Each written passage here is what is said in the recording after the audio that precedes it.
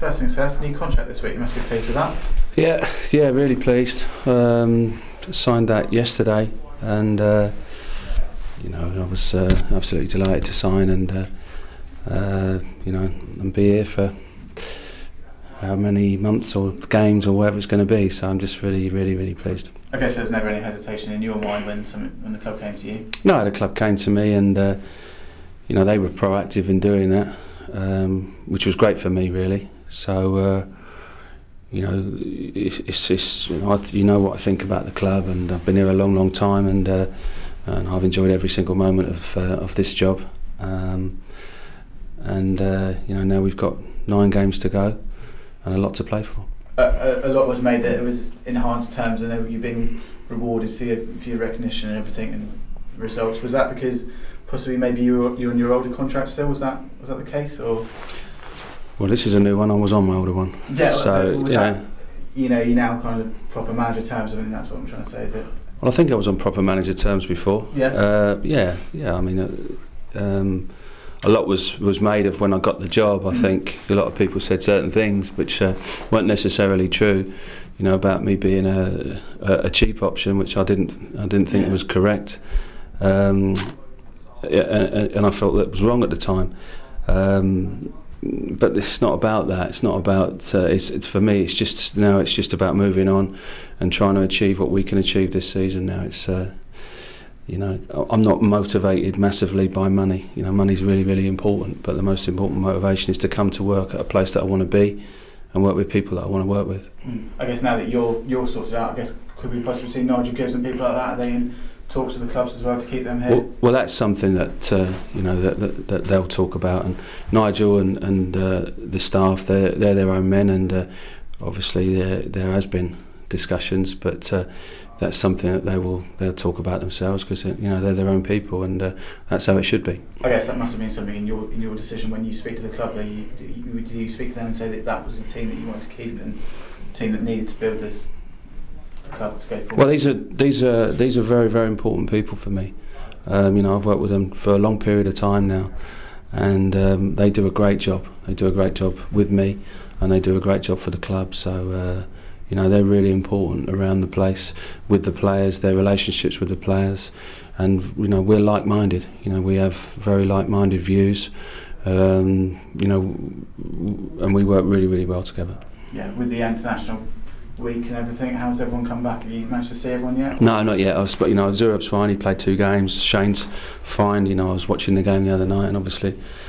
Every time Uruguayan went near him, I was a bit concerned, but he was excellent, as you saw the other night. Zurab won 1 game and drew 1 game and lost 1 game. So, no, hopefully everybody's come back okay. Shane, I'm still okay to play all the games coming for the rest of the season. Obviously, you took that nasty whack to the head. Yeah, he's okay to play Saturday. That's the most important one, because that's the next one. So, he's okay to play in that game. How about the rest of the injury wise people? Should we start with Matt Mills? How's he looking? So it's still a list that we've got. We still have to work with Matt, with Ledge, Andy Griffin. Hopefully will come back into the fold. Alex Pearce is back, isn't he? Alex Pearce played in the reserves the other day and came through fine. Sean Cummings, is he okay? Sean Cummings played half a game, so whether or not he's ready to play, I don't know yet. Joby McInerney? Joby hopefully will be okay. So we're getting them back slowly. You've never had a list that long before, have you? No. It's pretty much your first thing. Yeah, it's been a long list over a period of time, really, but that's why we've got a good squad of players. Yeah, and with Federici back as well, you've got 2 keepers in, 2 fantastic keepers to choose from. I've got 3. I've got Mikael Anderson as well. So, we spoke about this many times. We've got Alex McCarthy now. He's embedded himself in the England under-21s, and he's done really well. So, we're very lucky to have the 3 keepers that we've got here. Is Federici fit enough to start? He was saying that he was having some problems kicking to the deck. Not yet. No, not yet. I would imagine he's got to, he's got to get involved in the game and getting his kick in sorted. But he's working really hard day in and day out. I think if we asked him, I think he'd say he would have been ready to start after the injury as well, such as a character he is, really. No, listen, it's very similar to the majority of the players here. They just want to play. They want to, and they don't want to be injured. They want to be out there playing day in and day out. Looking towards Portsmouth on Saturday, there's obviously quite a few connections old Reading players there as well. Yeah, See them. Dave Kitson. Yeah, I speak to Dave to Kits quite regularly. He lives quite close to me, so I know him really quite well, and he was a fantastic player for us. You know, he was a bargain signing at the time, and he did really well for our club. He's a good lad, and you know, I get on really well with Kits and Sonks as well. So, you know, Reading legends really, because they played in that team that won the league. Form team in the division as well, I think.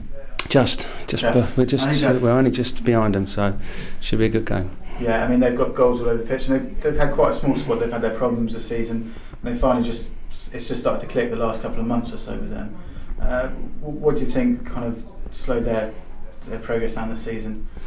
I have no idea. I mean, if you look at their team and look at their names on paper, and you know the team that they put out against us early on in the season, that was Premiership players playing, and you know, they've got a manager who's been very successful. I've known Steve for quite a long time, actually, going back to his Cheltenham days, and he's been around management for a long time now. He's an experienced manager.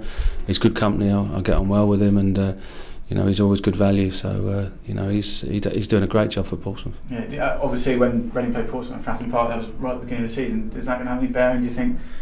The way how the game's going to go, I mean, that was quite a close affair. I doubt it. Boiled down to it, really. I doubt it. It was the third game of the season, and this is the 38th, 9th, whatever it is.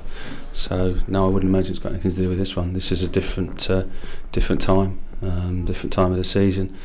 You know, there's 9 games to go, and there's 3 points up for grabs, and we won them. Yeah, and there's going to be quite a big crowd as well. Portsmouth always travel with a lot to Reading as well. No, it'd be great. You know, they'll bring 3,000 or 4,000 people behind the goal. So you know, that'll make a really good atmosphere, our fans and theirs. And we haven't been at home for such a long time. I don't remember the last time we played at home. It's Middlesbrough, I think. So it just seems such a long time since we've actually played at Medeski.